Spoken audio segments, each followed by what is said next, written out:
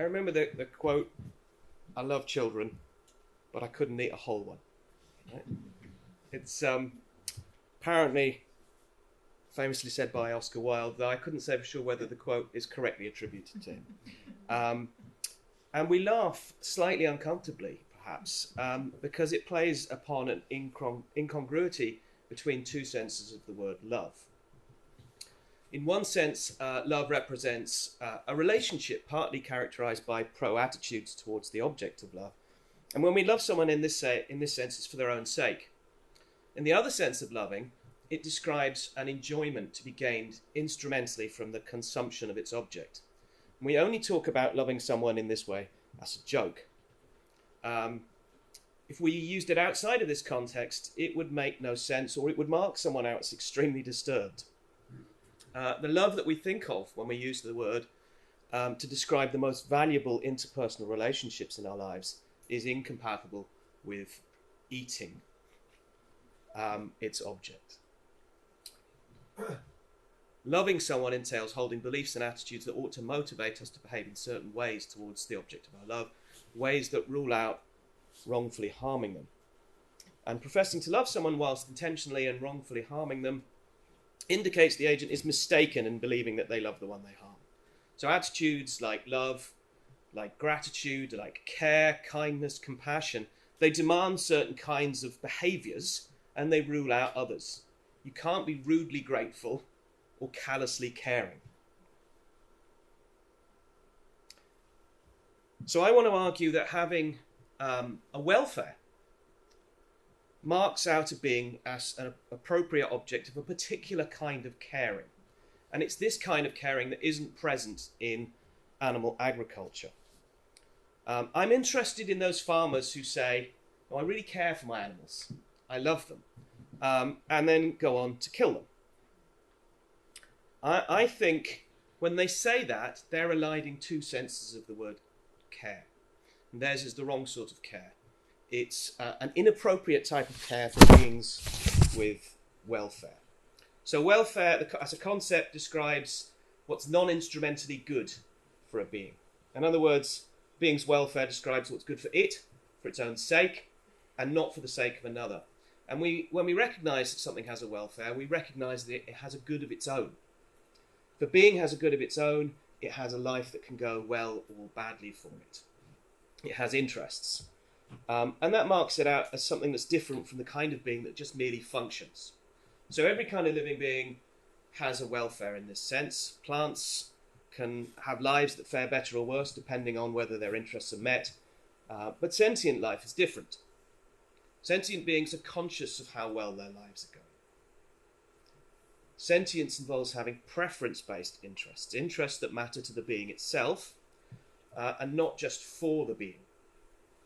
So the welfare of sentient creatures isn't something that merely describes how well a creature functions, it also describes something that matters to the being itself. And that means we ought to regard the trajectory of that being's life as good or bad, depending upon how well it fares for the animal themselves. So the fact that a being's life matters to them means that we ought to treat those sorts of beings as ends in themselves. In that Kantian tradition from yesterday. We ought to treat those beings as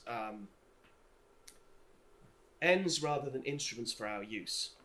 So, in other words, non-human animals are members of the moral community. They have natures that morally obligate us to treat them in ways that pay proper heed to that value as ends.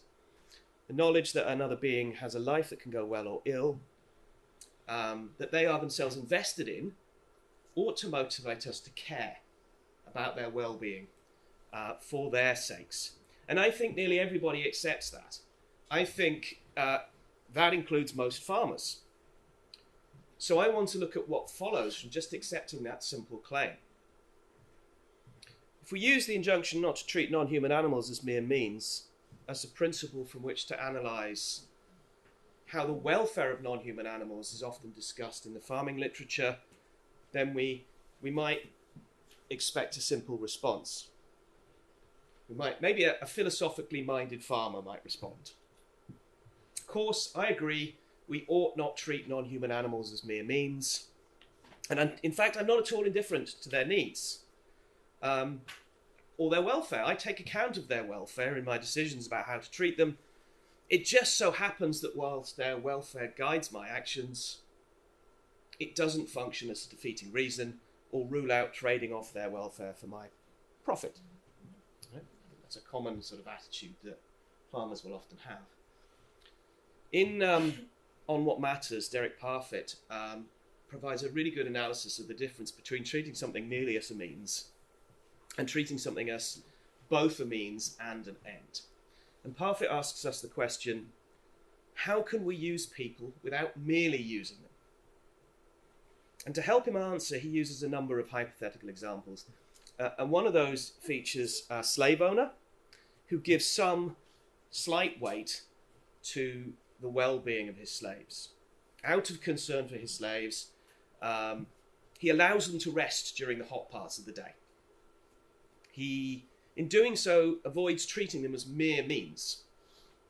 But it can't surely be the case that he's paid sufficient regard to their moral status. He doesn't care about them as much as he should. So in response to that example, Susan Wolfe argues that when we recognise that someone is an end in themselves, it might still allow treating them as means, but it limits the circumstances and the extent of such treatment. And these limits are determined by what's compatible with the interests of the animal or its chosen ends. So we might think about this in terms of animals, about whether our use conflicts with their desires or the purpose it might choose for itself if it were rational, or if it's inconsistent with its good, for example. Being a good person, being responsive to the welfare of another being, doesn't rule out using them in instrumental ways. It does forbid using them in ways that aren't consistent with their good. And that includes acts that are likely to reduce their welfare. And it also involves paying attention to their welfare for the sake of the being itself. It rules out sacrificing the non-contingent foundations of a being's welfare for the sake of contingent welfare-promoting elements of another being. Every sentient being has a set of basic interests that its welfare depends upon. And unless those interests are met, that being can't enjoy positive welfare. So if you're going to sacrifice its basic interests, you need a really strong reason indeed. So, we ought to care about beings that are ends in themselves. Failure to care about the suffering of a sentient creature for the sake of that creature itself might mark us out as callous.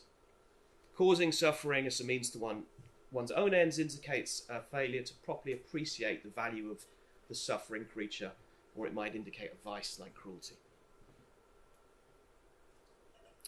So, taking account of what I've said so far, I think the way the concept of welfare is used and the purposes it serves in parts of welfare science, literature, particularly in agricultural science, is really troubling. And one way it's troubling is the way it manifests a tendency to justify the pursuit of welfare gains for non-human animals as a route, as a means of gaining economic gains or productive gains for farmers. So increasingly you see references made to the preferences of consumers in the literature about higher welfare products. Sometimes this is listed as a reason for farmers to seek welfare gains. And that often doesn't come with any direct reference to the increasing welfare gains for the sake of the animal itself. We ought to do it because that's what customers want, right? And they'll pay more.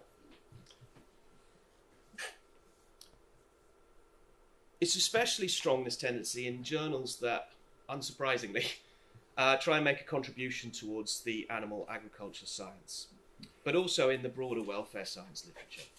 Many research articles on farm animal welfare, you find a willingness to sacrifice really serious interests of non-human animals for non-moral reasons, or for the advancement of non-basic interests. And where we see welfare advances sought, it's very rare to find them sought just on their own. It's rarely the only thing that's sought. It's often not even a primary concern for the non-human animals. Usually, welfare improvements for the animal's sake feature as one item on a list of potential gains, and often receive only cursory treatments. So measures to increase welfare are treated as a means to non-moral ends like productivity, convenience, efficiency, the sake of farm worker safety, etc. It's something that can be sacrificed or traded off. So some examples. Knowledge of animal stress inducers, animal behaviour, response behaviour and its subsequent effects on meat product quality is of importance to ensure an efficient and economic enterprise. Mitigation of human-induced stress is important for the animal's well-being and thus for persistent economic benefits. These are indicative quotes. Understanding that the proper management offered to animals as sentient beings transforms them into a valuable resource for human use. I just found dozens and dozens of these quotes. Assessing welfare is important for farm management and its economic success. It's obvious that the animals with poor welfare have suboptimal performances or demand additional inputs to maintain health and production.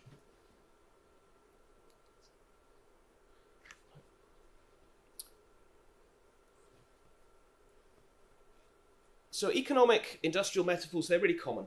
And the animal body is described in machine-like terms. You see often charts assigning a negative value to variables like hitting and pushing and shouting, the use of dogs, and that might refer to cortisol concentration, avoidance distance, productivity. That's an abstract measure of suffering.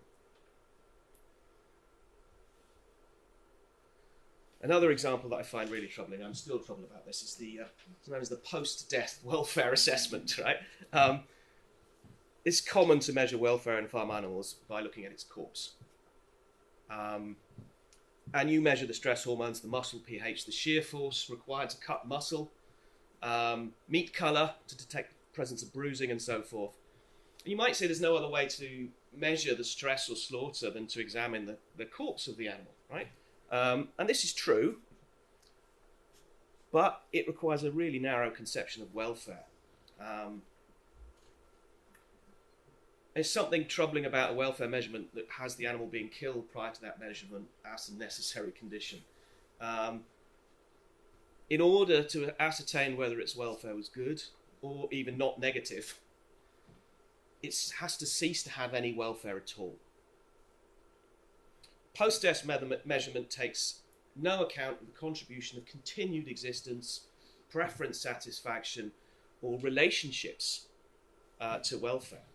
It becomes reduced to the absence of injury or disease, to negative stress in the short term leading up to death.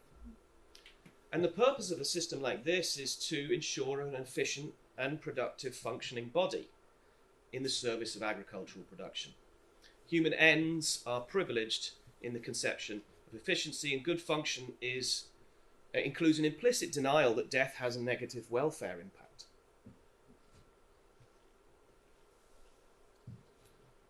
So, what would an ideal of good care look like? What would be involved in the best kind of care? I think the answer to good welfare is much less about, in farms, much less about improving processes and improving welfare measurement techniques, and requires much more focus on the kind of people who are involved in farming. What would be involved in the best kind of care? And here I want to draw on Joan Tronto's work on the ethics of care. And there's lots of different kinds of care ethics. I find Tronto's particularly attractive because it's worked into a political philosophy that I'm quite familiar with, a nice analytic political philosophy approach, but it's connected with justice. And what Tronto does is she conceives of caring as a virtue. I'm not a virtue ethicist, but virtue ethics is an approach to moral theorizing that's distinct from the ontological Kantian approach or a consequentialist sort of utilitarian approach, and it's primarily concerned with the question of what sort of person should I be, what kind of character should I have, and how does that contribute to a flourishing life.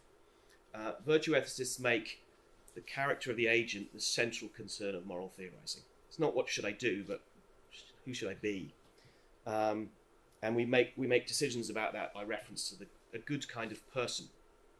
Now, Tronto approaches care by thinking about different phases associated with caring.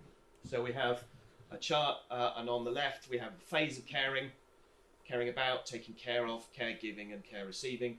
And then she associates a particular virtue with each of those phases of care. And she thinks these phases are present in all kinds of caring relationships that we have. Attentiveness involves paying attention to the lives and subjective experiences of the being cared for, and being good at that. It involves an understanding of needs, a motivation to make sure that those needs are met for the sake of the being itself. Responsibility is about taking responsibility, about not leaving it to somebody else. So while structures and procedures need to be in place, people need to be motivated to take personal responsibility for care where they see that it's needed. Responsiveness is less relevant to the animal case because it involves how you respond to a caregiver as a receiver of care. But the others look like good candidates for thinking about the kinds of dispositions that humans who care for and about animals ought to possess. There's a third one is competence, just being good at caring. And I'd like to add trustworthiness to that list of caring-based virtues as well. Because I don't think you can be a good carer if those you care for can't trust you to act in their interests. So think about a case where a carer has responsibility for a vulnerable charge. It's vital for the person who is cared for that they can trust the person who has power over them to receive good care.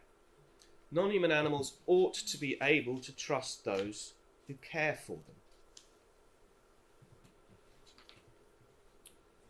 So, truly caring about and for an animal rules out, I think, the way that animal agriculture demands they be treated. I think it's incompatible. I think when farmers say, I care for my animals, and then kill them, they're wrong. Right? It's the wrong sort of care. It isn't genuine care. They've made a mistake about the nature and the requirements of care. Being true, genuine care, if they really meant that, they would be motivated to centre the needs of the object of their care, and they would behave in ways appropriate to that motivation. I don't think we can take the claim that farmers and scientists care about the welfare of animals seriously if they are willing to trade off that well-being for self-interested, instrumental reasons, like efficiency, like profit, etc. So, we know what it looks like, perhaps, to care well. We might use something like Tronto's care ethics. And when we care, we have to be emotionally bound up in that being's well-being. We have to treat them as ends in themselves. We have to care about them for their own sakes. I think I'm pretty much done, a little bit early because we overran the last one. I'm blaming Josh. Thank you. Thank you.